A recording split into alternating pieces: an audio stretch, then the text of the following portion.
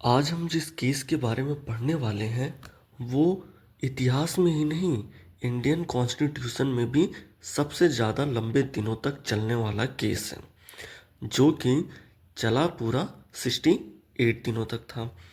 और इसके गलत और सही के फैसले तक पहुंचने के लिए 70 से ज़्यादा देशों की कॉन्स्टिट्यूशन को देखा गया। हम बात करने वाले हैं आज की इस वीडियो में केशवानंद भारती केस बारे में।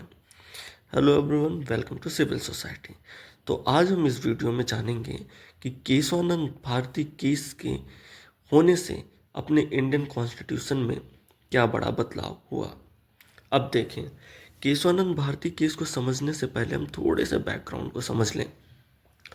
जब हम इसके बैकग्राउंड को समझेंगे आएंगे कि जो अपना भारत आज़ाद हुआ और उसके बाद से जो लैंड रिफॉर्म हुआ वो अलग अलग स्टेट में अलग अलग तरीके से हुआ।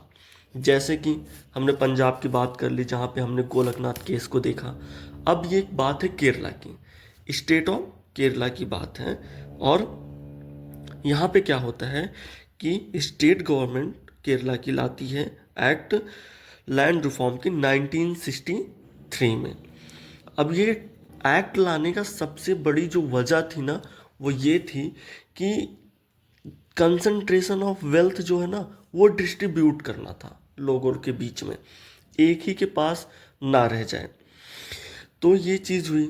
अब इस चीज़ को आने की वजह से, या जब कॉन्स्टिट्यूशन आया तो लोगों ने फंडामेंटल राइट के बारे में जाना, अपने फंडामेंटल राइट को और अच्छे से जाना कि हमारे क्या क्या राइट्स हैं, हम किस किस चीज़ पे क्लेम कर सकते हैं।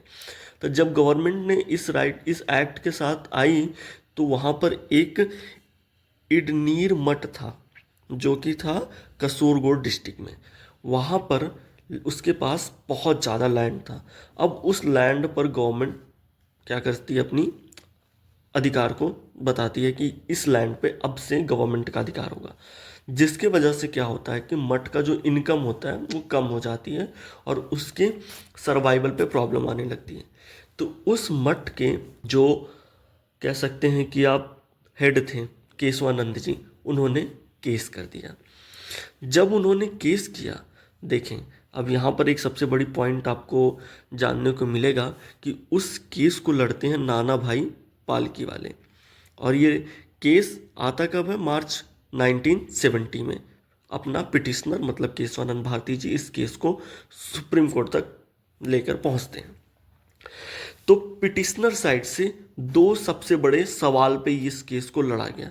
पहला जो सवाल था कि क्या पार्लियामेंट के पास पावर है फंडामेंटल राइट को अमेंड करने की, और दूसरा कि अगर हाँ तो कितने एक्सटेंट तक है पावर उनके पास इस चीज़ का। अब देखें, पिटिशनर के साइड से ये दो थे, लेकिन आप ये भी जानते हैं कि उस समय बहुत सारे केसेस चल रहे थे, जैसे bank nationalisation case 1970, Madhavrao Scindia case 1971 और गोलकनाथ केस 1967। ये तीन बड़े केसेस भी उस समय चल रहे थे। भारत की दो बड़ी पावर पार्लियामेंट और जज और जुडिशरी आपस में पावर के लिए लड़े जा रही थी कि किसके पास ज़्यादा पावर है कॉन्स्टिट्यूशन को बदलने की। तो इन सारी चीज़ों पे बातें चल रही थी।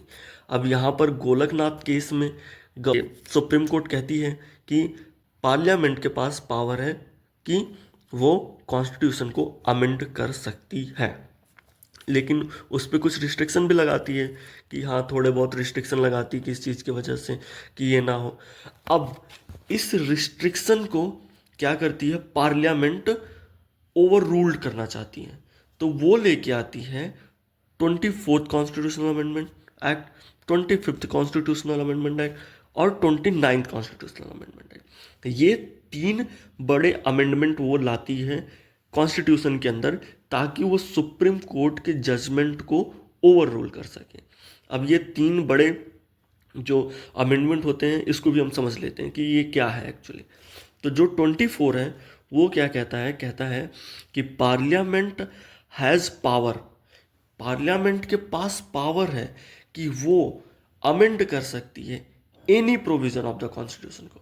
इवन वो फंडामेंटल राइट को भी क्या कर सकती है, अमेंड कर सकती है अगर ज़रूरत पड़े तो, करती भी है। जो कि फिर 25 क्या है, 25 अमेंडमेंट में कहता है कि जो राइट टू प्रॉपर्टी है ना, उसके ऊपर रिस्ट्रिक्शन लगाई जा सकती है for the welfare of the society, कि सोसाइटी की वेलफेयर के लिए गवर्नमेंट कोई भी बदलाव कर सकती है।